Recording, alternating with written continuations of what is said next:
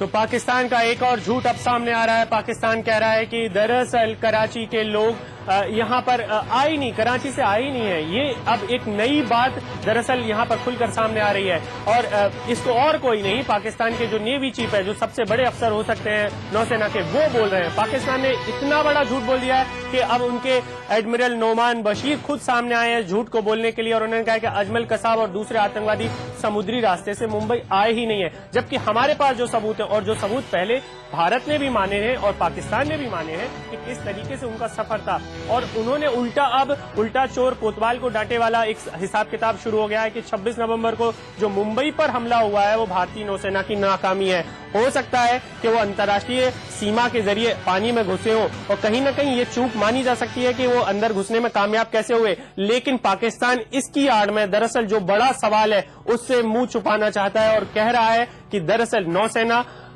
उनकी नौसेना के चीफ कह रहे हैं, जबकि वहां के गृह मंत्री पहले ही कह चुके हैं कि हाँ मानते हैं कि अजमल कसाब पाकिस्तान का रहने वाला है, और वो पहले भी उन सबूतों को मान चुके हैं जिनसे ये साफ हो रहा है कि दरअसल पाकिस्तान से ही आतंकवादी चले थे। लेकिन इस सब के बावजूद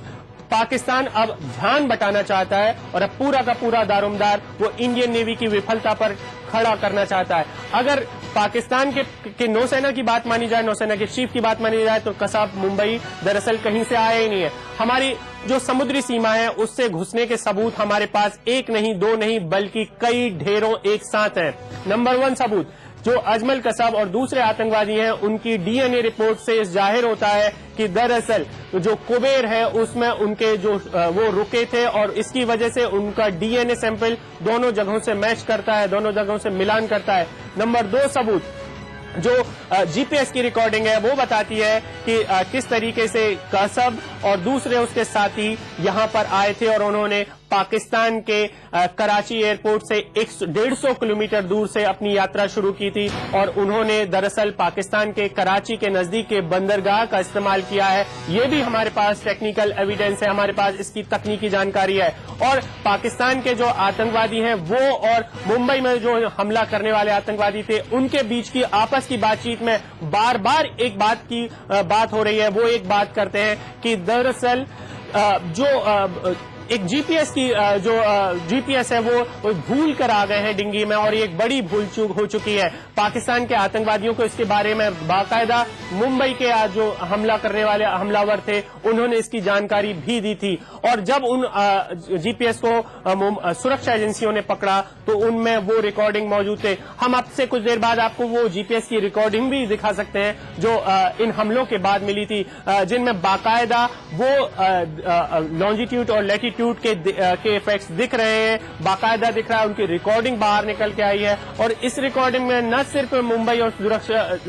हमारे देश की सुरक्षा एजेंसियों ने मदद की है बल्कि दूसरी सुरक्षा एजेंसियों ने भी मदद की है। एफबीआई ने भी इस बात की पुष्टि की है कि दरअसल जीपीएस ने जो जिस तरीके से जहां से आगे बढ़ा उसकी भी पुष्टि दरअसल हो रही है।